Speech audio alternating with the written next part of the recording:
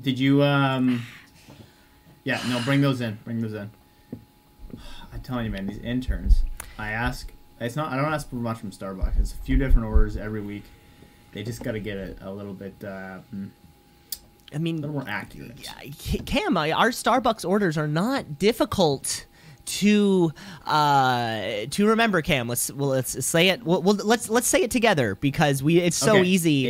It's a green mocha. It's venti green mocha, cream mocha, with a half pump of vanilla.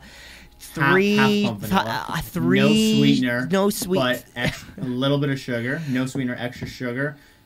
No fat, half whip, with a side of cream. That's it. It's simple. Okay. Because when they put the cream in with it, and I don't like how they blend it together. I like it to pour it myself. Okay, we must be on wildly different pages because I've been telling everybody. Well, that's what I've been ordering. I've been telling everybody something entirely different.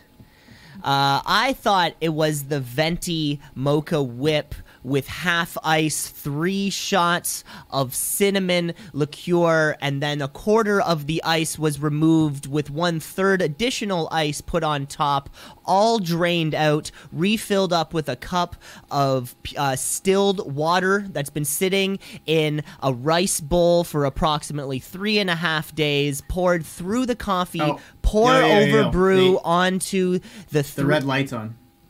Yeah. Oh no, red light. Remember, red light means stop. Red light means we're not recording anymore. No. I think we went over this last time. Didn't you hear what happened last week? What happened last week? They left the mics on again. They let what's his name? Who's our tenant? Mitchell. We've got Louis Sisgel. We've got the folks over at Merriam-Webster. Kim. Yeah, Kim. Kimmy. Yeah, they left the thing on the whole. Kimmy Mitch. Kyle, so this is live now. Oh, fuck. Okay. Oh, we're live?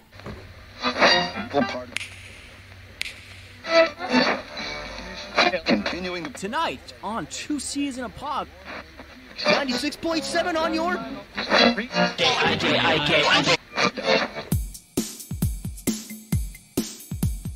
Two C's in a pod, 2 C's in a pod, 2 C's in a pod, 2 C's in a pod, 2 C's in a pod, 2 C's in a pod, 2 C's in a pod, 2 C's in a pod, 2 C's in a pod, 2 C's just like 2 C's in a pod, because we're 2 C's in a pod, just like 2 C's in a pod, 2 C's in a pod at gmail.com. Welcome to 2 C's in a Pod, everyone, where the technical standards on this show are falling, need to be improved, and maybe that starts with someone whose name starts with a K. That's right, everyone. Kyle, former employee. That's right, Kyle. I said former employee of the pod. Another error. Another week, another error. Nice to see you. Nice to see you again, Cam. You're listening to that's Cam LeClaire. My name's Cameron Osborne. Technical standards falling through the roof, or through the ceiling, through the floor, whatever you want to call it. We're falling through it. Falling through a table. Cam, you said something. You were just going on last week's episode. There was a mix-up. What happened? I don't know, man. He thought. I'm still blaming him. It all comes. I'm not assigning blame. I just so what happened? What happened exactly? I heard that we left the recording on, or I don't know if we left the recording on, or when the pause hit, something happened where we didn't have a podcast last week. Wait, we didn't have a podcast? No, it just, I guess we thought it pressed stop and it pressed record. And wait, you mean that entire bit where you and I broke down percentage by percentage of how a universal basic income would function over the entire globe? None of that got recorded? Yeah, plus our exclusive interview with Kyle Klinsky.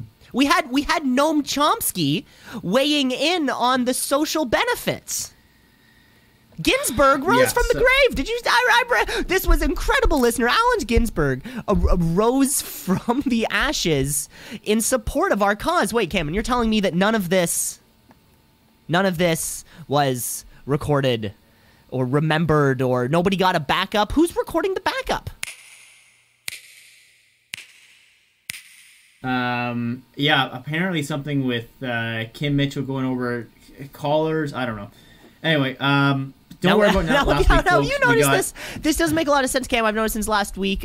Kim Mitchell went from the confident rock star that I thought he once was to a very seemingly like emotionally vulnerable shell of a man of what he once was. I guess it's worth to go back to a listen. I've heard his podcast is pretty popular amongst the 45 to 65-year-old driving home from work. I'm sure there's a lot of good stuff there. Sure, I've never listened to it, but hope so. So what's cracking with you, big guy? I got some baby teeth in my hands right now because Darla keeps losing teeth, and I don't know what to do with them. Interesting. I wish you would have stopped right there, Cam. I got some baby teeth in my hand. Got some baby so teeth I was in my at the hands. mall the other day. Just kind of let that one hang. Let that one hang there for a little bit. I guess you have little baby dog teeth. Little baby teeth. Yeah, I just keep finding them on the floor. She'll kind of look at me, and then there'll be something in her mouth, and then she'll spit it out and smell it, and then walk away, and I go, there's another tooth. So I don't know, I've just kind of kept them on my desk. I play with them. I'm a fidgeter, as you know, so I'll just fuck around with them. They'll spike my hands a little bit. But it's watching our little baby grow up.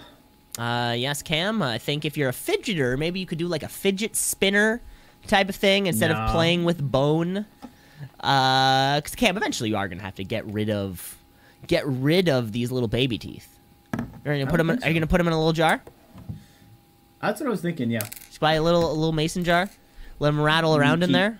Every time I brush her, I'll keep all the hair. Yeah, put it in a little box. That way, if you ever need a backup dog, you can kind of use the teeth and the fur to maybe the old DNA. Yeah, kind of DNA extract from the dog.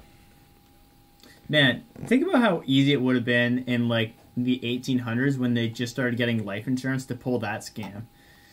Like, you would just have to burn a body and be like, that was Jim, pay up. It's like, oh, it's like about that height. It's like, it's a little bit shorter. It's like, well, don't you know that fire makes everyone a little bit shorter?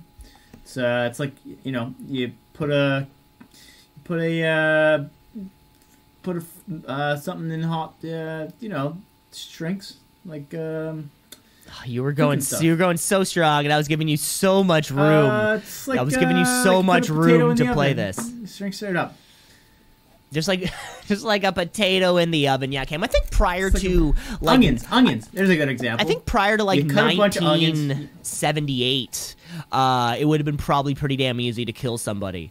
And then there was this little time where forensic science was just coming in, so people were, you're getting arrested for doing things that wouldn't have gotten you arrested like 40 years ago because nobody would have fucking known.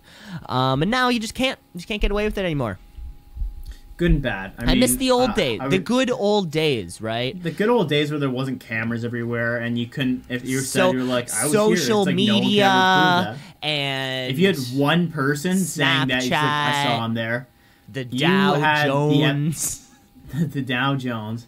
Things are up on the Dow today. Things are up on the Dow, down on the TSX, up on the stocks and bonds. Amen. Possibly on the options. Amen.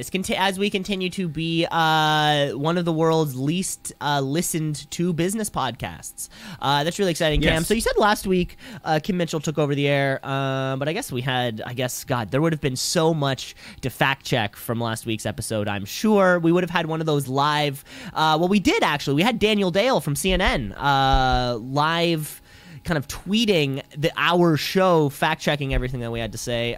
So let's go back a week further, because I guess there's no sense talking about what happened last week. We got some notes. We got some notes. We got some notes. We got some notes. From, I guess this would be 2 weeks ago's show.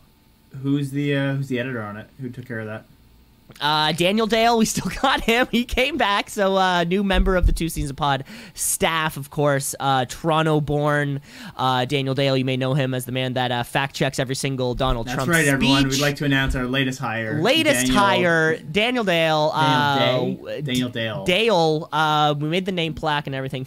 Congratulations. Anyways, we got to go back to a few weeks ago, Cam, where the question was posed and quickly glanced over, which is so not like us. We usually stick on on the important things. The important things, glue. Cam. But the Cam, the question was, what do you do to a boat? Like, do you drive a boat? If it's a motorboat, you don't sail a boat. There's no sails involved. Well, Daniel Dale, of course, in accordance with... take the boat out. Do you just take the boat out? Of course, Daniel Dale, in accordance with our friends over at the Merriam-Webster podcast, have helped find us the proper verb to use when behind a motorboat. And Cam, you don't drive a boat. You pilot a boat. I've known quite a few people that have driven boats. Pilot, of course, meaning to operate any kind of vessel. You could also use the term navigate or captain, which that one kind of makes sense to me. You know, you captain a boat. You're the one behind it, making the decisions. There you have it. There you have it. Best part is you get to always tell your guests who's the captain now. You get to say who's the captain now. I'm the captain now. And then everybody laughs. Captain Phillips, like honestly, remember that Brad Pitt, Tom Hanks bit? If we're ranking funniest Tom Hanks movies, Big does not compare to Captain Phillips. Crazy. No. Man. Splash. He's such a good sniper.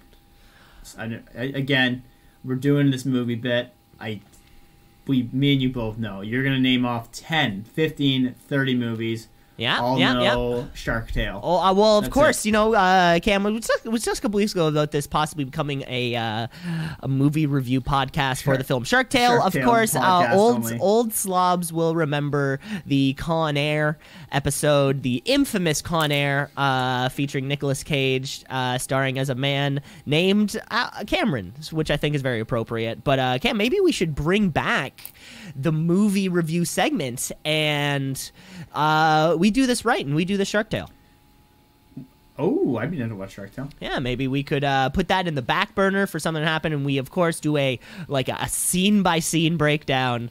Hopefully, in the end result, the podcast is at least twice as long as the film itself, which I'm sure probably comes in at, 92 minutes. Just kind of those kids movies, they come in. They're hot and it's heavy. I always remember them. 8.5 reels, maybe 8.5 reels. When I was a kid, you'd think back, you're like, oh, I remember. It's like Space Jam. Have you ever gone back on that one?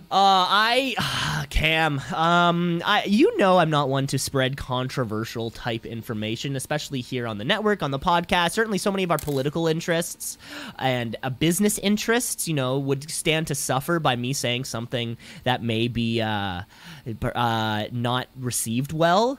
But Space Jam is the worst fucking movie of all time. It's not even good as a shitty movie or good as a shitty kids movie. I truly can't think of something that is as awful as Space Jam. It really doesn't work. Yeah, Cam's leaving. See, and I knew this would happen. You're listening to 1C-in-a-pod. Of course, this is the podcast hosted by Cameron Osborne, where we do whatever we want. I'm turning this into an MMA exclusive podcast. That's right. One cis white man talking about MMA in his bedroom, living in the city of Toronto. You're listening to 1C. Give me two good reasons why it's not a good movie. Okay. And I will counter those. Nothing happens? Counter. A lot of things happen. Counter. Is this a little point counterpoint? Is that yes. Is this the segment we're doing right now? Yes. Yeah, nothing happens, or the arc of there's no character development kind of across the board. Counter, because why do we need development on Michael Jordan's character, who is a champion? Why do we need character development on Bugs Bunny, who's been around for 100 years, as well as Twyla Bunny, whatever her name is, Daffy Duck? The classics are in there, okay? We don't need character development. Aliens, who cares? They're one-sided. They're evil. This is not The Godfather we're playing with. This is all about basketball charm. But that's exactly it. I think that's one of the places where the movie paints itself into a corner, is because you can't make any of the protagonists go through any sort of emotional arc, which happens in literally every movie. So to see it not happen maybe is the strange part. Counterpoint. they're down going into the second half, and then they have to have the magic juice, and they all think they're losing, and then really the courage is inside of them the whole time, and they learned a lot about themselves, making it therefore a coming of age movie. But of course, it's a that's a good question. Because my first thing would be it's a Michael Jordan Bugs Bunny buddy cop film. That would actually be my first thought. Ooh.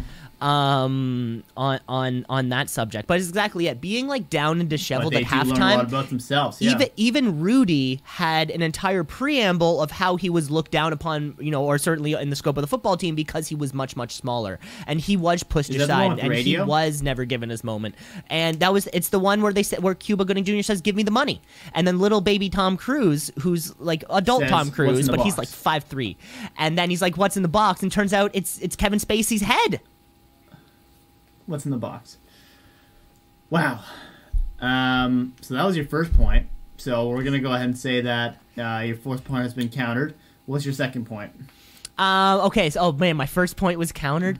Yeah, I still think the nothing happens thing the chain of events which occur are so quick that before you know it, we're playing the basketball game. Which is kind of like half of the movie. It just sort of seems like nothing really ever gets going until you're like, oh shit, now we're already at the game. I have no reason to fight or anything. I do think it's crazy that for months on end, Michael Jordan played basketball against people in green suits against an entirely green backdrop. Like, to have a movie where there's one, I think there's Bill Murray who has kind of like a tertiary role, but one dude against an entire cartoon backdrop and cartoon people, that's wild. Which maybe is like a pro for the movie. The fact that they did that. Counterpoint. Because they did that, he managed to have his own gym built where he was able to bring in a bunch of superstars to play during that summer while he was filming, therefore developing everyone's game and leading to some of the best off-camera basketball games there have ever been. Point countered. Yeah, that's what they said in that Last Dance documentary. I watched The Last Dance there as well. You go, Cam. You watched The Last Dance, and that's a thing that happens to this day. The Rock has a gym built at whatever set he's working at, his fucking Iron Paradise, and it has the same equipment in the same places, the same locations. Like, that's part of his deal. Certainly celebrities demanding certain requests. What would be on your rider? What would be on my rider? Oh, that's a good one. Yeah. I don't know. I don't think I would demand anything too much. Okay, well, you said you had a few in the bag. What you got? All right. So, at various points during the week, I want, and mix it up, I want a glass bowl filled with wine gums that have been frozen. I don't want them out of the bag. I want them frozen. They're left out for me to pick at when I'm a little bit hungry, and that's normally at about 3 o'clock. But I don't want that every day because I don't want to get fat. At 10 o'clock every day, I want a smoothie with a shot of protein, a banana, some berries, a flaxseed, and almond milk prepared. Hopefully kale, some kale maybe on the side. Ooh, haven't thought about putting kale in there, but that just disintegrates. Yeah, so that would be good. On top of that, I want a series of kettlebells in my room at all times. And that would be ranging from up to 70 pounds down to 20. Beyond that, I need a chin-up bar in my room. And on top of that, I would need to have extra seats for my friends to play video games while I watch. That's all. I'm not asking for much. That's all. And then this is, of course, for... I don't want to play the game. This is, of course, your rider for what position? Like, what's the job you have that this is the rider for it? Celebrity.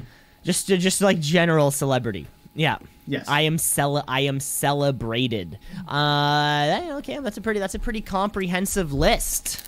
What do you got? Yeah, I think a lot of I like the smoothie bar option. What's it before? Is it like before a concert or like a red carpet event? Like, why am I going to this place where the rider is? You're there for 3 months. You're there for 3 months. I have to hang out in this little room for 3 months? Well, not in the room. Like, maybe you're on set. Okay, I'm on set. So what's in my room when I'm off? What's in your what's in your area, like the spot that you get? Oh yeah. Okay. Do you want to look? Do you want a foam roller? Do you want a Theragun? Ooh. You want a big bong there?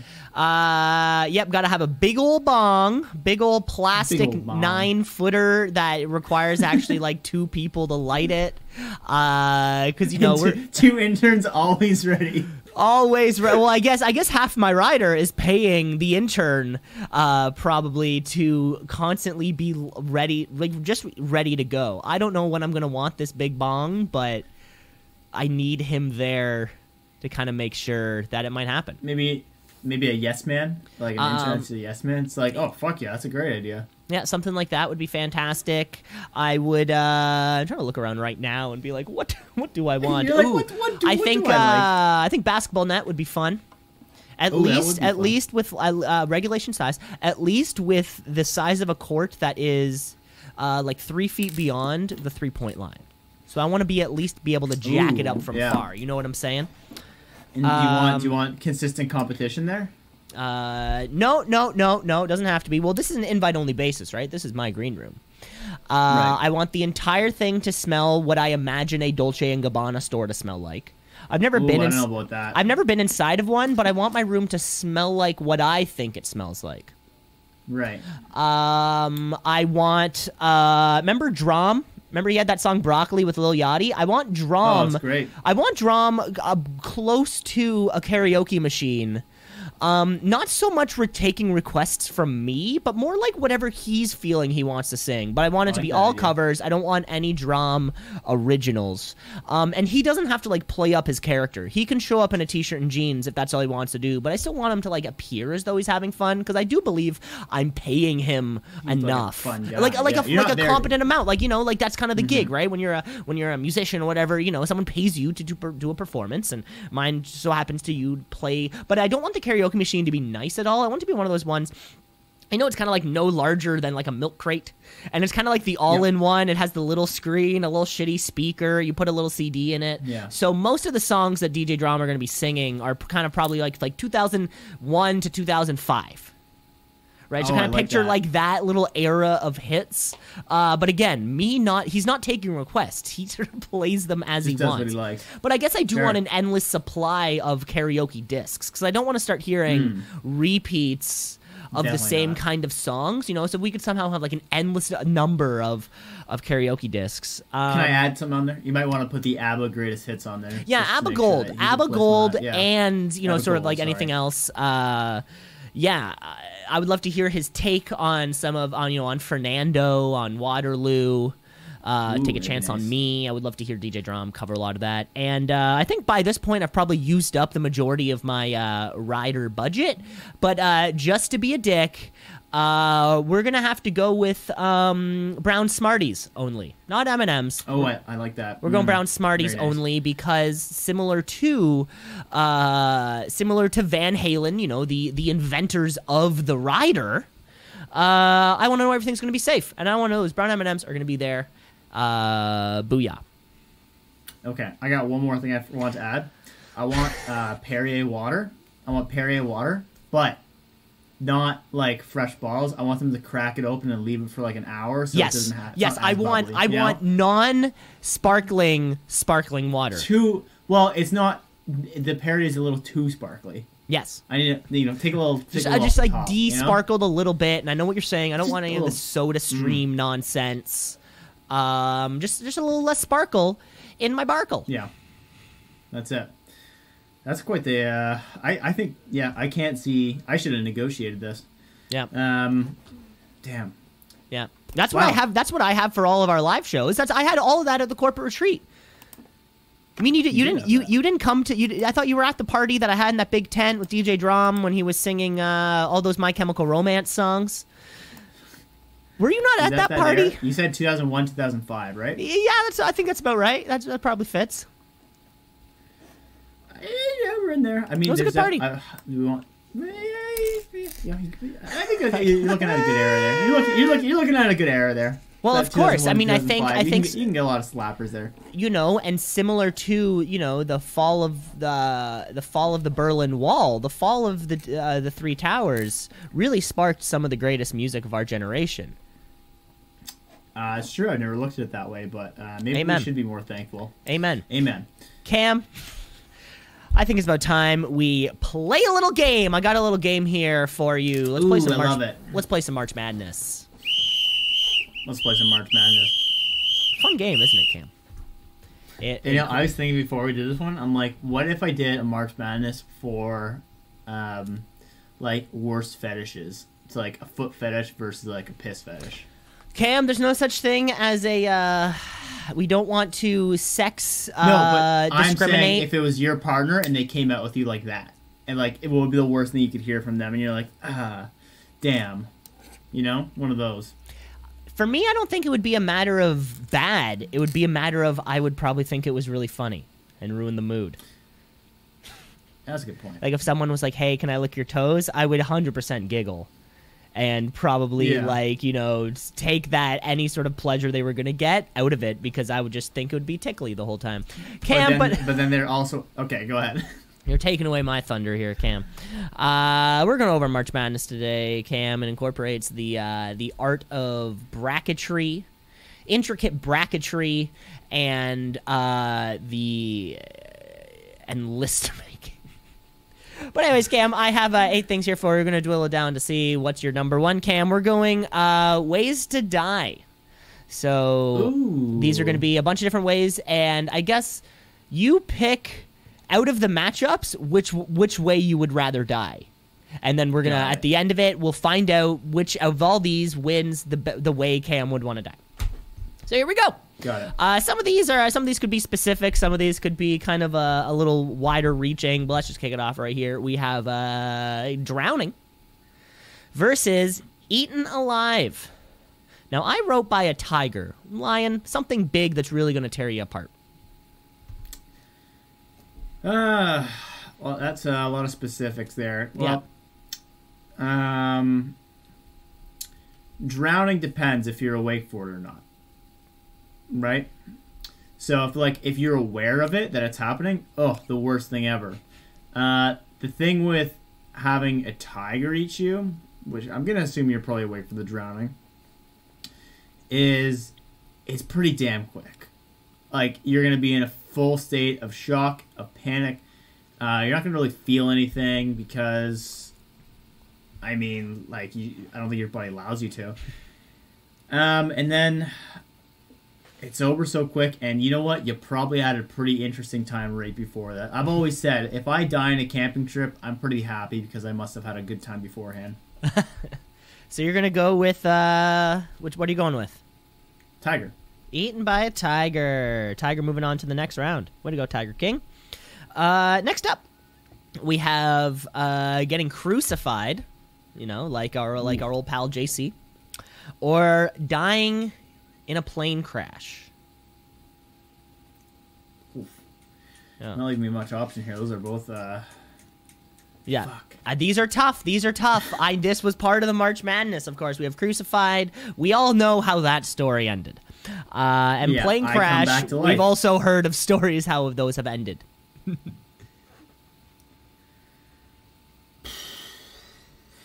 Fuck, man. One is like panic for so long when you're like, oh my god, it's happening, and you're like, maybe, I don't know, who's this person beside me? You're the last person I'm gonna see. Give me a big kiss. And the next one is just like, smooch. Give me a smooch. The next one is just like, all right, hang me up to dry. And like, how long do you last? I mean, some people, I'm sure, lasted hours. I'm sure some people lasted days. I feel like it would last, like, do you bleed out or do you starve? I really, I don't know. I'm sure probably like a mix of both, right? You just you have these open wounds, you haven't eaten. They probably don't give you any water. I bet they give you very little water when you were being crucified. Yeah, I can't imagine.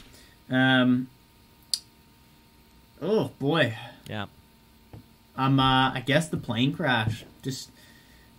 I don't like the idea of being up there for a week and being like, this isn't working. Be like, oh, it'll work. Guys, I've been here for 3 weeks now. I don't think it's working. Yeah. I don't think it's not gonna work. Trust me. Just take me down now. Okay, And I also think there's also the chance of survival too with crucifixion, because like when no one's looking, you're like, if I just rip my hand out of this thing, Yeah. one hand. Well, then it's not gonna work, so you can't get the other one out. They really thought through this one. Damn. Well, I think no. I'm not putting you in a situation that you could maybe get out of. I'm saying you're dying whichever way this is happening. It's not like you could get out of Alright. getting eaten by a tiger. Yeah, Okay, give me Cam. the plane crash. Plane crash is moving on to the next round. Here's your third matchup of the day here. This is going to be an interesting one here. We have being buried alive in a coffin or dying of old age after a 50-year-long coma. So, I mean, medical science has only told us so much of how much experience can be felt while one man is in a coma, or woman, person, I guess you could say. Many coma survivors were aware of everything that was happening around them. Any conversations, movement, Really? sensations. Yeah. They just couldn't wake up. So, Cam, my question for you is, would you rather be buried alive in a coffin or die of old age after a 50-year-long coma? Man, I mean, at both Heavy. points is just such boredom. Right? Heavy hitters. Heavy hitters here. Yeah. Let's look at the alternatives here. So, buried alive, you wake up, you're like, you can hardly move, and then you kind of piece it together. Did you ever see that movie about the guy who got buried alive? I don't think so. There's one part that I remember that always stuck with me, because he wakes up and he has his cell phone on for whatever reason, and then he calls this person. He's like, "I'm buried alive," and they're like, first thing you want to do is turn your phone on silent, because vibrate takes more energy. And I'm like, tips that I will never forget. Oh, it if was I'm buried alive, it was Ryan Reynolds, right? I don't know. That's all I remember. I think it may have been. Yeah, I think I've seen a trailer for this movie. Yeah, maybe I only saw the trailer. I don't know. But that one stuck with me. Don't leave your phone on vibrate if it's low, or if you're in a coffin. Always have your phone versus- on you, by the way. If you think you're going to get buried alive, keep your phone up, keep it Yeah. full charge. One of those little backup batteries, maybe in your other pocket. Good call. Versus the coma. Let's say you're able to, and you're just like, oh, it'd be so frustrating. You know, I think I'm just leaning towards the ones that are quicker, and I'm gonna go ahead the coffin. I mean, that one really sucks because you're gonna run out of air. No, but the running out of oxygen, that's sort of the way in which you die, probably. certainly. I mean, you can always just be like, well, the way you die is your heart stops. Like, yeah, but we have to find a way to get there. You know? That's a good point. Okay, so we're going with buried alive in a coffin. Yikes, that would suck. Okay, your final matchup of the first round. Here we have freezing to death. Picture maybe, a Mount Everest type situation. I don't know how you got up there. And then Everest-esque. dying in a bottomless pit. How do you die in a bottomless pit? You just keep falling. Nobody really knows. There are sort of like these massive craters which do exist in the world. And let's say You're telling me they're bottomless? Let's say you jump down one of there. Well, we don't know where the bottom is, right? So you could maybe, maybe you die from shock on the way down. Maybe you die when you hit it. Maybe it's 5 minutes. Maybe it's 90 seconds. I don't know. It could be anything, though. It could be anything. I heard about this story, or I read the story, that these soldiers were walking in Afghanistan, and then they're going towards a target in the middle of the night with their headgear on, like their goggles, night vision goggles. And then the one sniper looked behind him for his partner, and he was gone. And he just heard like a faint mumble in the distance. And then he's like, "Oh fuck, there's a giant hole here." And he's like, "How deep do you think it is?" He's like, "I don't know, like 15 feet." He's like, "You sound pretty deep." So he like threw some rocks down there, and he's like, "I couldn't even hear the bottom of them." So they had to get the helicopters in to try and like bring a rope in. They brought a 40-foot rope in, and it still didn't reach the bottom. So they just had to get like longer and longer ropes until they finally got him. And then because he left his rifle down there, they had to send a scuba team to go destroy it. And they said the scuba team couldn't even find the bottom of the pit. So they have no idea why it was such a deep pit, but it had water in the bottom of it. Wow. Yeah, I know, crazy. And then so the soldiers, they're like, well, we don't want to deal with this later, so let's throw a bunch of grenades in it, and like we'll collapse it in.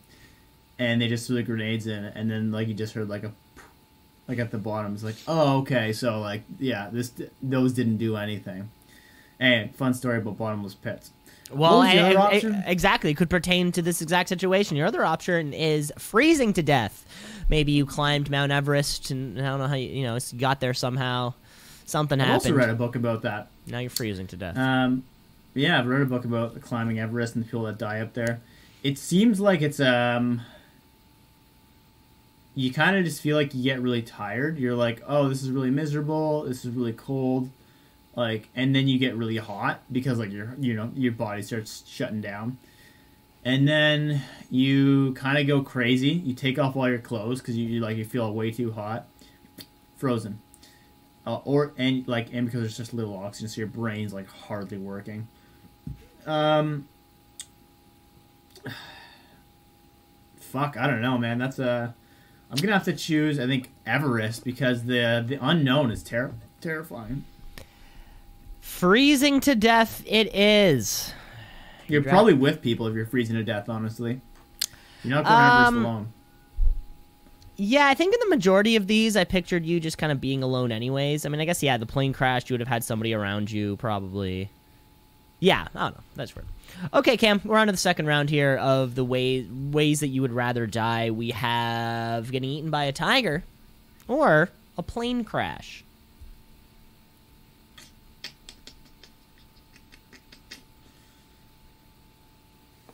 I'm still gonna think the tiger is just so quick, and I feel like also a tiger's gonna come up on you. It's not gonna come full. It's gonna stalk you, and then you're gonna look behind you like dead, right? It's not gonna be like.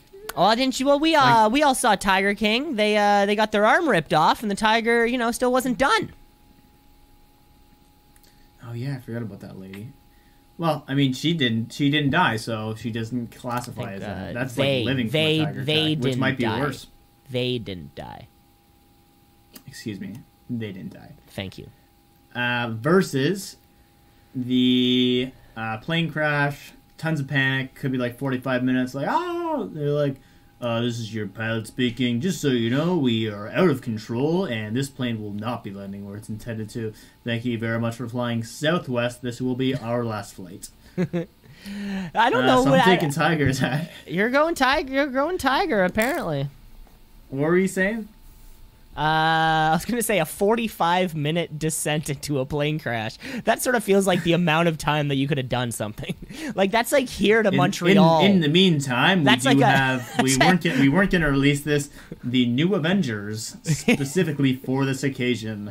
Please enjoy your last 30 minutes. You're the only people who get to see the unreleased Please do not Avengers use movie. your cell phone still. That could interrupt our radios. Even though we're going down, we'll hit ground in 45 minutes, Cam. Your next matchup here is being buried alive or freezing to death. I'm going to say freezing to death because you got to see close to the top of Everest. Freezing to death. Which means that our final matchup of the day, we have being eaten by a tiger, taking on freezing to death. Cam, what is the ultimate way that you would rather die? If you'll notice, both these have incredible experiences behind them. And what did I say at the beginning, Cam? If I were to go camping, I would be happy dying, which means I'm going to take freezing on the top of the hill. Freezing. You're going freezing. Yes, sir. You heard it here first. Cam would rather freeze to death than anything else. Cam, as your friend, I hope to one day be able to make that happen.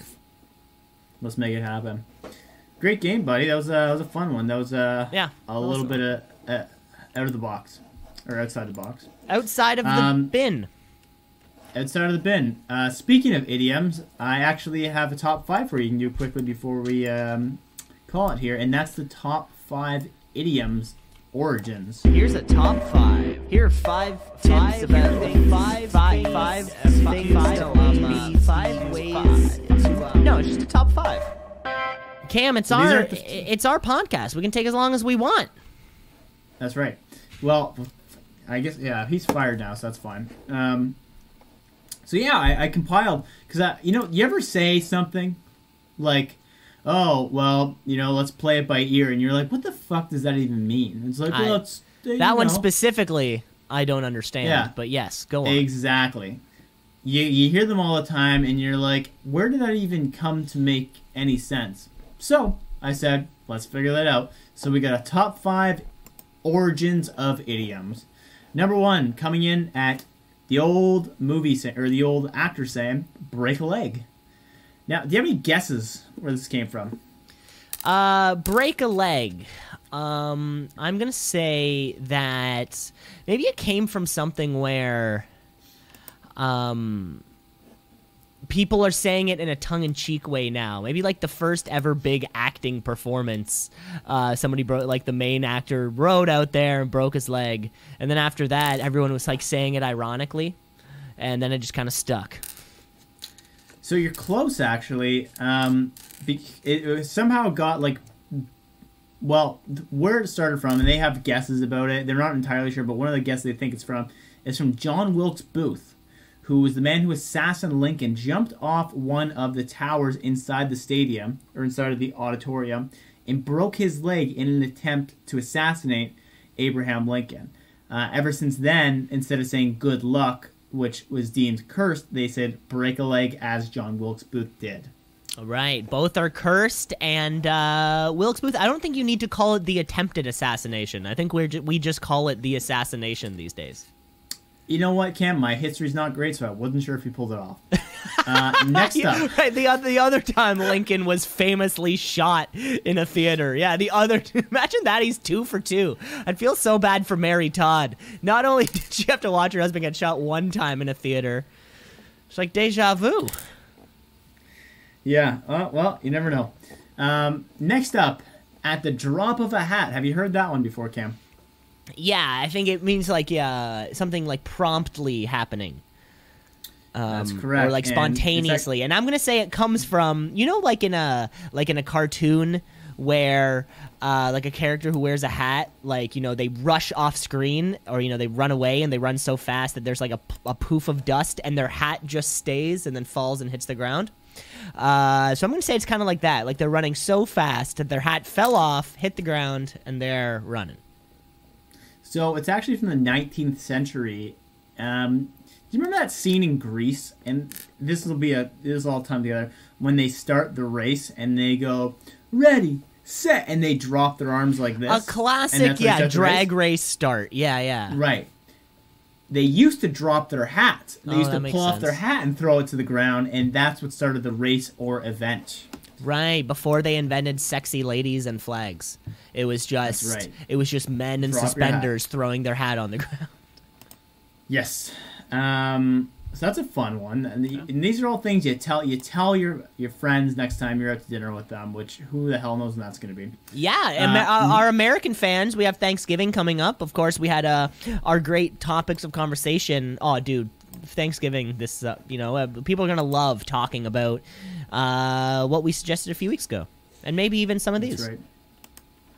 Yeah, bring these ones up. Next one. This one definitely Thanksgiving related. The cold shoulder. You heard this one before, Cam? Yeah, giving someone the cold shoulder, kind of meaning, ignoring somebody, but like very much so on purpose, and like making a point of it. You said it's Thanksgiving related. I'm gonna say it's giving the cold turkey shoulder. And it's like it was undercooked. The rest of the bird is nice and juicy, and then here's this shitty shoulder piece that you give to the uncle that you're trying to ignore. So you're actually pretty close. There's 2 origins from it, and one's more approved than the other. One, which is the more correct version, is mistranslation from the Bible. What that actually meant, we're not entirely sure, but it kind of came down to the cold shoulder. It sounded like that. But the much more fun explanation is, a long time ago, you would give a cold shoulder of mutton or other meat to an unwanted guest, therefore giving them the cold shoulder. Yeah, I like that one. The poor treatment. I know, the biblical verse, you're like, that's boring, so we're going to ignore that one. Next up, Hey Cam, what do you do when you let a secret out? What are you doing there? Oh, I'm trying to find the idiom for letting out a secret. Fucking opening the vault. Close. No. You're opening something. You're maybe letting something out. Spilling the tea. No, you're letting maybe something out of the bag. Let the cat out of the bag. Not the cat out of the bag. This one, interesting story behind it. So, supposedly, merchants used to sell live piglets and put them in a sack for easier transport. But while the customer looked away, would swap the pig for a cat. And the buyer wouldn't discover they'd been cheated out until they got home and literally would let the cat out of the bag, therefore letting the secret out of the bag. Okay, that's a bit of a weirder one too. That requires a lot of like the medieval, the dumb, like how dumb and illiterate the lower class was in the medieval times. Like, hey, so the pig's in the bag. Like, oh, don't bother. Okay, go. It's kind of like that. They spoke like 6 words. None of them could write. Yeah, this sounds about right. Then the crafty merchant comes in and just does the old cat for pig swap, classic swap, tale as old as time. All right. Yeah. So, and the last one we got here is fit as a fiddle. Fit as a fiddle. Yeah. Well, of course, as we know, being fit means being skinny. That's something that we on the show have promoted all the time. If you're not skinny, you're not fit. I think that's pretty much how it goes. And if you're comparing the fiddle to other 4-stringed look-alike instruments, it's smaller than smaller than the violin, the viola, the cello, the upright bass. It is the smallest and skinniest of all stringed instruments. Being fit as a fiddle means that you're the skinniest and and fittest of all people. Not really, no. So Damn it it. actually comes back to 1960s British England. Or sorry, 1600s, excuse me. Now this is interesting. Yeah, the British part of England. Yes. Because of course we all know British there's the French part of England, there's the Spanish part of England, there's the Italian part of England, and then but we're focusing here on the British part. So back then, fit had a different meaning, not so much a different, but have different primary meaning. While fit typically means, like you said, being skinny or in good shape. Back then, it meant. Does it mean like somebody who is like attractive? No, it meant like well suited or apt for a particular purpose. So like that shape fits very well into that area. Or well suited or apt for a particular purpose. So you like the purpose that you have, it's fit as a fiddle. So basically saying that because a fiddle has a definite purpose, you're as fit as having that same purpose. Kind of a weird one, but really changed as fit as a fiddle to something brand new. Yeah, that's a good one. I think as soon as you mentioned that, I kind of recall a British song that used the word fit in it, and that kind of all turns around. That all makes sense. Yeah, it's like it's a good fit, you know. You fit, for this position, I'd say you're fit as a fiddle. And you go, oh great, I can sell the piglets then. Yeah, I'm right. I you can sell the piglets, but on the stupid ones, what you want to do is you put the cat in the bag, and then when they get home, they'll see you don't got no piglets. Take the cat out the bag. Take the cat out the bag. Dingo babies. Where are my dingo babies? That's right. This is the all-exclusive Seinfeld podcast. Wait. Oh, your point of reference on the dingo on the dingoes eating the babies is the Seinfeld joke, not the actual event. Correct. That's a good one. Don't know what the actual event is. Oh, that was the event. It was a family who went camping in Australia, and the dingoes ran away with the babies, and it was a murder trial because, like, it appeared as though this mother and father just murdered their daughter. I think it was a daughter. Or no, maybe like 1 or 2 kids or something. But they're like, no, the dingoes ate our babies. Maybe the dingoes ate your babies. See, and that's where Seinfeld is so funny. I like that he doesn't take. I like that he doesn't take any cheap shots. You know. He doesn't swear. He doesn't drink or smoke on stage. He's not, pulling a quick one on a political figure. It's like some say Dave Chappelle is not actually funny. He just smokes cigarettes. Yeah, I've heard that. Some people have made that argument. I've heard that too. And actually, if you kind of if you were to Photoshop Dave Chappelle smoking cigarettes out of it, it turns out it wouldn't be funny. It was actually it was funny because it was actually a rerun of his Killing Them Softly special. From 2004 or something. So little known fact, but Dave Chappelle right there. He has no new material. He's just doing the old material, smoking cigarettes on stage. Yeah. That's the only difference. Gotta love it. Well, I think the cat's out of the bag on that one. Some say the cat's out of the bag on that one. Another good idiom: burying the lead. That's another one that I've often thought of. I get it. I thought that was like you buried the lead in like an article. I've always put it that way. It's like you put it to, if you're reading something, you buried the lead. But let's look. Should we do a quick Google on this one? We don't have to. We have people to do it for us. Yeah, I never thought about it as like a lead from a newspaper. But yeah, no, that makes sense. I'm sure there's tons of these that's the way I've always thought of it. Like, oh, you buried the lead. It's like the lead line was that the dingo stole the baby, but the opening line was that two people went to Madagascar. Oh, Australia. I don't think there's dingoes in Madagascar. That's what you think. I know so little about stuff. I'm pretty sure there's no dingoes in Madagascar, and I know nothing. I know very little. But that's exactly. We got it up on our big screens over there. Check it out over there. The lead is the introductory section in journalism, and thus to bury the lead refers to hiding the most important and relevant pieces of a story within other distracting information.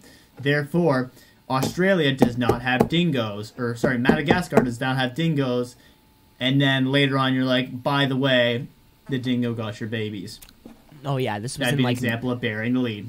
This is in like '94, and that would have been the only way we would have been able to communicate. Would be through newspapers, truly burying the lead. And that's what I'm sure the first couple sentences would have read like: Australia is a beautiful paradise full of unnecessarily massive like insects. The smoothest surf in the world, and dingoes capable of eating 2 children. Mr. and Mrs. Johnson, which happened, charged on a manslaughter. Look into that story though. I think they were like not guilty, but I think it was like people thought they were guilty. And then maybe the jury's still out on that one. Jury's still out. I get that one. That one makes sense. Speaking of leads being buried, I think that means it's time for us to give out some leads here. And maybe we can bury them ourselves. That's right, everybody. It's time for Headline or Asinine, or Lead or Buried. Hey. Headline, asinine.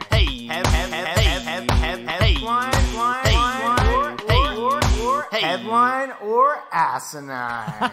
Ohio. Cam, that was the most succinct intro to a segment I've ever... I mean, we're on episode 44. I think that's Jerry West. But that might have been the most succinct intro I've heard this whole time. I'm pretty good at my segments. We're coming up. We're coming up on 50, and things are just fucking aces over here at the Two Season Pod studios. That's right. Well, I'll kick us off here. You tell me this: is this a headline or is this asinine? Has Panda Express really opened a restaurant in China?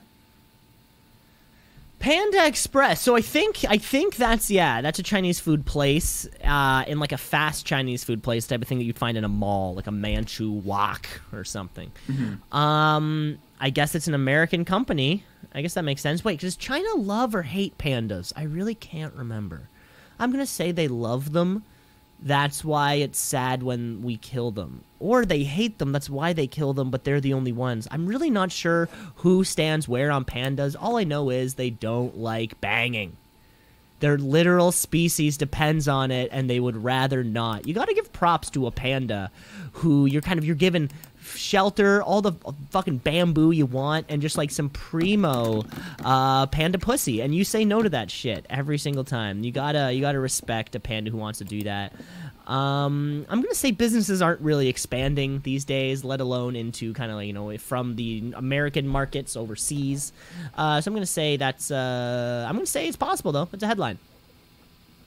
So that is a headline, but it's a little bit interesting. Now, the part that's weird about this headline is why would a fake, someone that does like express Chinese food go back to a country where it's obviously not going to taste like Chinese food? And what actually happened was this place called Panda Express opened up in China with the exact same logo and the exact same layout. And then Panda Express came out and they're like, we don't have anything to do with this. That's a fraud. But as you know, China doesn't really have any copyright laws, so they're like, well, go ahead, as you do. So yeah, it happened, but it's not really the Panda Express that you were expecting. It's kind of one of those weird ones. Yeah, an independent Panda Express. It'd be like somebody opens a restaurant chain called like Wendy's, but it's spelled like Wendies. And I'm like, wait. They just have like a little blonde girl instead of a little redhead. And they're like, wait, this is too close, guys. You can't do this. Cam, I got one here for you. Hi or no Ohio? Go ahead. Ohio or no Ohio. Costco drops coconut milk brand over allegations of forced monkey labor. Forced monkey labor? What is that? Is it... Fuck. Oh my god.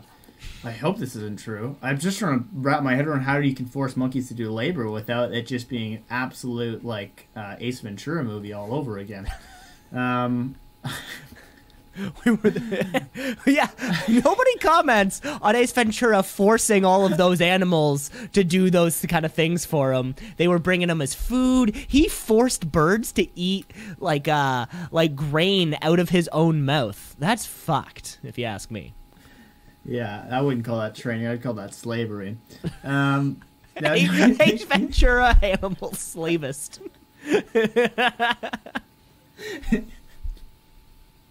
You heard it here first. Fuck Ace Ventura. There, I said it. Fuck Ace Ventura. Yeah, I said it. I can't wrap my head around how you do monkey labor, so I'm gonna call asinine. Cam, there's some terrible people in the world, and you should be able to wrap your headline around it because it is a headline, I guess. It's Ohio.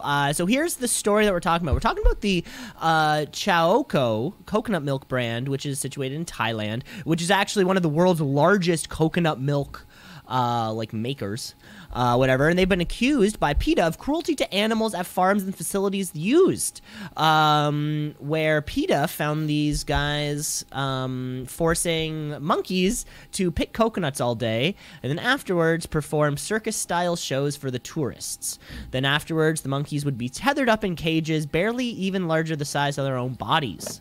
So yeah, like I said, this is the largest coconut maker in the world, and actually provides its Walmart's coconut milk supplier, it's Costco's coconut milk supplier, and of course the company told USA that they audit a third-party company that randomly tests 64 of their 817 plants each year and have never found any history of abuse.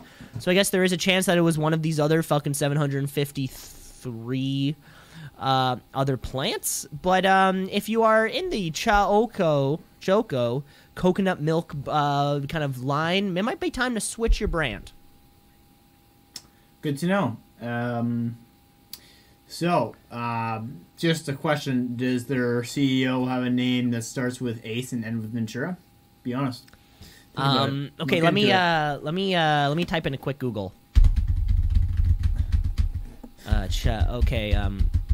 Sorry, I gotta type my password into my so I can log in, you know.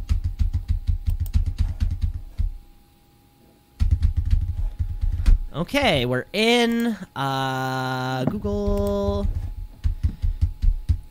Wait, how do you spell Google? How do you spell Google?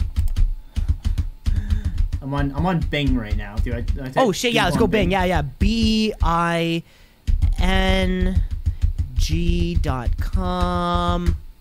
Okay, we're in. Great. Coconut coconut milk, and click. Oh my god. Cam, it doesn't say Ace Ventura is their CEO. It says Pace Tenvura? Pace Tenvura? That checks out. Wait for this pun. Something's fishy here. See what I did there? That is a pun. I'm pretty sure that's a pun. More to come on this entire story regarding the coconut milk recording. Pace. This is CBC Marketplace looking into Pace. Pace Tenvura. Pace Tenvura. Pace Tenvura. Yeah. Animal detective or animal slave driver? We dig into the facts. Facts. Tenvura. It's a weird name. Cam, that was my headline for you. You keep rocking on the show here. More to come about this coconut milk, though. We will revisit More this. to come. Woman demands free Chick-fil-A after claiming she is an FBI agent. Gets arrested. Oh God, there was a little tagline on that headline. God, I mean, you know what? I am not one to expect my for my workplace to give me food. You know, if you're going into the office every day, you shouldn't expect for there to be a spread of food waiting for you. You should bring your own food, right? And I think that extends, that extends that one step further into the real world. I'm sure, if you're walking down some street meat, as a couple police officers, a street meat hot dog vendor might be like, hey, a couple of dogs for my boys in blue. Maybe toss you a couple hot dogs every now and again, just to thank you for your service. But I'm picturing an off-duty police officer walking into a Chick-fil-A and then demanding a chicken sandwich. Or not, sorry, an off-duty FBI agent. Because even on-duty FBI agents look like they could just be off-duty FBI agents, right? They just kind of have to take that little badge off, and now they're just guy in suit or woman in suit. So maybe they're not even part of the FBI. And this was all just a whole thing. People want free shit. And people love Chick-fil-A, so I'm going to say that's a headline.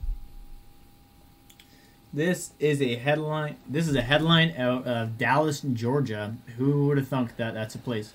Where this lady, and I would recommend if you look this lady up on the internet to take a look at her. Kimberly Ragsdale. Okay, wait. Let me. Sorry, I just got to log into my computer again. Okay, so the name was? Her name is Kimberly Ragsdale. Kimberly Ragdale. Okay, great. You were saying? All right. So she goes into a Chick-fil-A and basically demands, hey, I'm an FBI agent.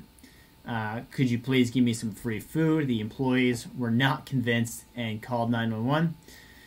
This is not the first time she's tried this and threatened to arrest the employees when they didn't provide the food.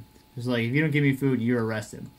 Officers arrived, and she continues with the claim. She's like, all right, boys, it's okay. I got this one handled. They say, can we see some identification? Wait, the cops show up and think that they're on her, or that then she thinks they're on her side. She's like, guys, I got this covered, FBI. It's cool. I'm just picking up some free food because I am an FBI agent. Then they asked, do you have any identification? And she says, don't have any with me, only have electronic credentials. Sorry, fellas, just have to trust me on this one. They arrest her very clearly, and while she's getting dragged out, she's talking to a fake mic in her shirt. She doesn't have a mic in her shirt, but she's pretending to have a radio in her shirt. And saying that, yeah, we're going to need some backup. Someone called the Rockmart Police Department, please. And we'll get this all taken care of. So she was arrested and charged with impersonating a public officer. I'm very much pro Kimberly just holding out true to her undercover role as an FBI agent. Yeah, that's really what it is. If you're going to if you're going to commit that particular crime, don't give up on the bit halfway through. keep it going. I like to picture this woman as kind of like mid-40s. She has that like that kind of like stomach paunch that a lot of kind of women get to eventually. I picture this woman not in shape, not looking like an FBI agent at all. That's a big one, though. Not in the slightest. I think there was a Jackass skit where that like they accidentally get caught pretending to be a police officer. Oh yeah, you're not allowed to. Yeah, I think that was a thing. But anyways, good stuff. Good stuff. You ready for your second headline here, Cam? Yes. Here we go. Louisiana governor calls to secede from the United States after Joe Biden victory.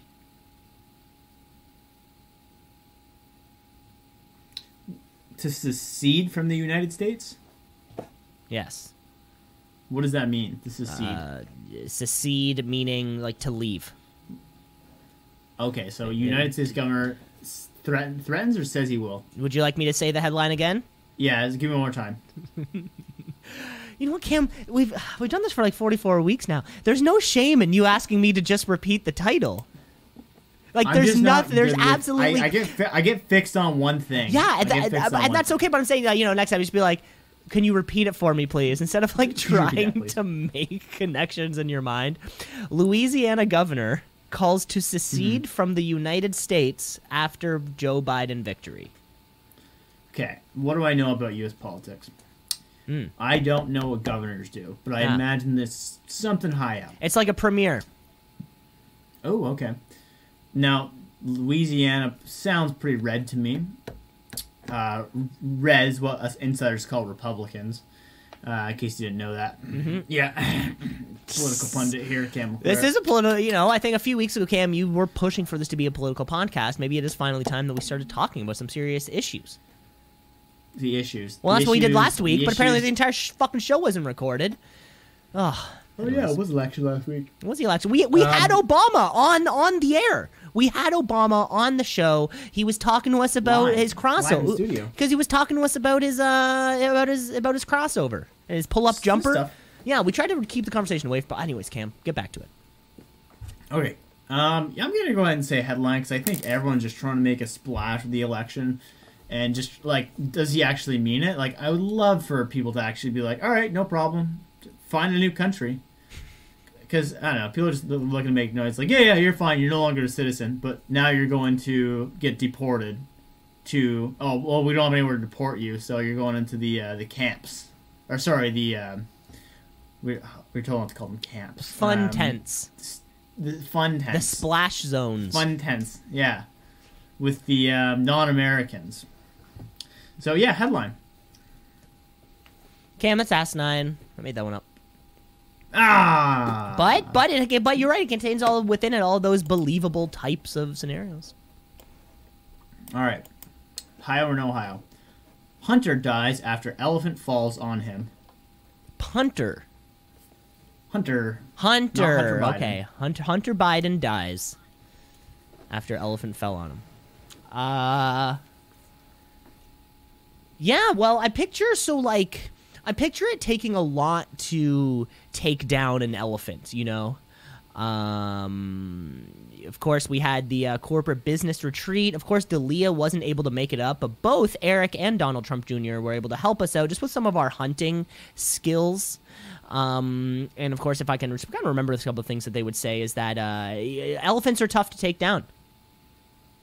We were hanging out with that dentist. Remember that dentist from a few years ago who went hunting? Oh, he killed... Yeah, we were hanging out with that dentist a few weeks ago, and he was saying the exact same thing. Elephants are tough to take down. This is kind of what I picture you do. From, like, afar, you shoot it with, like, a trank or whatever the fuck you do, but then it's going to slow down, and then eventually you would kind of get close to it where you're still, like, kind of, like, at, like, the mercy killing point, like you're standing right beside it, about to, like, bust a cap in the side of the elephant or something like that, and then... when it falls, you're just too close to it, and these things are too big. And have you ever seen like an elephant at a circus that's on its hind legs? Who knows? If it loses its balance, it falls right back, and that's like 6 tons on you. Being said, you have to be pretty stupid for that to happen. So I'm gonna say that's asinine. This is a headline, my friend, and I don't know how to feel good or bad about this because I don't know if I'm pro killing elephants Wait. but Can I get that on record, Cam? You said you don't know if you're pro killing elephants. That was the direct quote. Because a lot of the money that comes into areas like South Africa is derived from big game hunting, and when you actually stop it, it leads to a lot of black market hunting, which I definitely am not pro. So this guy actually was someone who was I guess a white collar hunter, so would get the tags, and you get rich Americans. Like, do I like the rich Americans that'll come over and do it and be like, look at this? But this is a local guy who took them out on a trek. A herd of elephants came charging at them. 3 elephants stormed them, and the guy named Bada, his full name is Dionysius Bada. He shot at them, and then a fourth elephant came from the side, picked the guy up with her trunk, and then another guy shot that elephant who had a Bada in her trunk, and as the cow collapsed, she fell on Bada, killing him. Wow, So, okay, I didn't picture multiple elephants being involved, but yeah, I guess they would travel in some kind of pack or a herd or a stampede or what have you. So yeah, this guy was a well-known hunter in Zimbabwe who often travels to the U.S. to recruit wealthy Americans for trophy hunting. And as much as it sounds like, fuck that, like, it's gonna happen either way, and you have an option to have it done legally where it's providing a lot of money for people in that area, or just illegally where you're ruthlessly targeting anything and making them go extinct, right? As much as hunting sounds like an unethical thing, if it's done right, it's not actually that bad. Wow, You that's heard a it crazy here story. first. That's a crazy story, too. Yeah. Okay, Cam, we have one more headline here for you. Are you ready for it? Teenagers in 2020 are living more dangerously than ever before.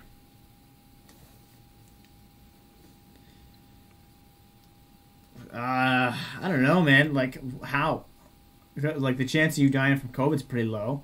You're not allowed to go outside, so I'm gonna go ahead and say it's a headline because it's so clickbaity. But the how, it's gonna be some bullshit about, like, they're doing TikTok dances on train tracks, and that's dangerous. But, like, I don't know. You're not going to die from COVID if you're a teen. And then on top of that, you can't do anything. So I think it's a bullshit report, but I think it's something that they wanted the millennials or the boomers to click on. So it's a headline. Well, Cam, you got it. It's a headline here for you. You kids with your terms like clickbait and boomers and all these things. But yeah, Cam, you're all right, because all of these goddamn TikTokers are living riskier and unhealthier lifestyles than all the generations of teenagers before them. So I'm going to break down a study which was by the Youth Risk Behavior Surveillance System, which began monitoring the health behaviors of youth since the year 1990 of grades 9 to 12 in all 50 states. So this is an American study. So here are some numbers for you. When asked, only 54% of teenagers are said to have used a condom the last time they had sex, versus That's not gonna kill you. versus 4 years. Well, I said living more dangerously. I never said they're going to die. Not gonna kill you. So when asked, 50% of teenagers me. agreed to or said they used condoms last time they had sex, which is off 12% from the 66% who said they used it just 4 years ago. And did you know, craziest, that 1 in 5 teenagers are just doing the old pullout anyways? That seems a little risky for a 16-year-old, right? And while so many teenagers do actually practice safe sex, 1 in 5 new cases of HIV in America are actually transmitted through a teenager. Jesus. Yes, versus Damn, this has been a gloom headliner. Versus 4 years ago, where they didn't even have a stat for that. That's right, the numbers were so high this kind of time around. Anyways, this year, when asked, 32.7% of students said they have vaped this year, which is actually up from the 13.2% from 4 years prior, and 4 years prior to that, there was no statistic because there was no vapes.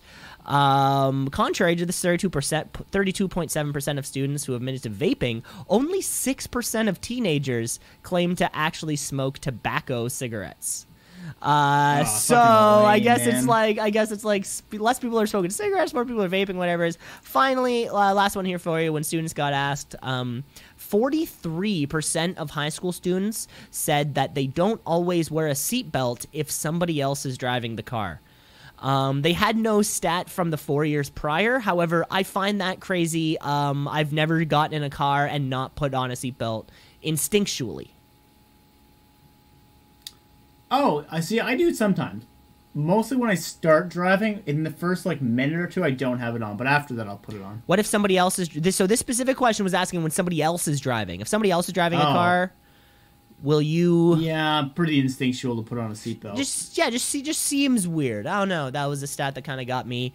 But there you have it. Did they interview people at the smokers pit? Like, Jesus Christ. No, I think sort of how these, of course, all of these questions are anonymous, or all the responses are anonymous. I'm sure they have their own kind of testing ways. But yeah, they do ask all 4 grades in all 50 states. So I'm sure they have sample sizes, and there's a lot of fucking kids. The only people available that weren't studying though were the fucking burnouts. I do wonder. That's the thing. Yeah, the true burnouts who are never using condoms, spreading HIV, vaping, and not wearing seatbelts. They're not even in class to fucking write the survey, anyways. Yeah, there you go. Well, that was a fun podcast. That was, I think we learned a lot today. Yeah, that was another. Really far. Oh, that was a fantastic show. I'm glad we finally got something on the books, and hopefully it doesn't get mixed up with Kim Mitchell's show. And that's all the time that we have this week. Remember, folks, you can rate, review, like, and subscribe. The podcast is all over the place. If Apple, Spotify, it's on YouTube. It's on Stitcher Premium, who just experienced the worst app update I've possibly ever seen in an app. So if you're a Stitcher Premium customer like me, just keep navigating through those muddy waters. There we go. And folks, never forget, already brought up on the podcast. Cam, do you know what M&M stands for? Marshall Matters. No, M&M, the candy, actually stands for Mars and Murray, the 2 people who created it. So yeah, fun fact for you. M&M stands for Mars and Murray. Sounds great. Take care, folks. Not melt in your mouth. Okay, bye.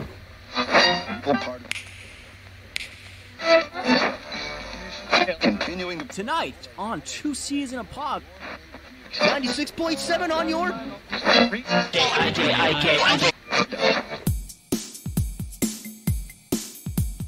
Two C's in a pod, 2 C's in a pod, 2 C's in a pod, 2 C's in a pod, 2 C's in a pod, 2 C's in a pod, 2 C's in a pod, 2 C's in a pod, 2 C's in a pod, 2 C's just like 2 C's in a pod, because we're 2 C's in a pod, just like 2 C's in a pod, 2 C's in a pod at gmail.com.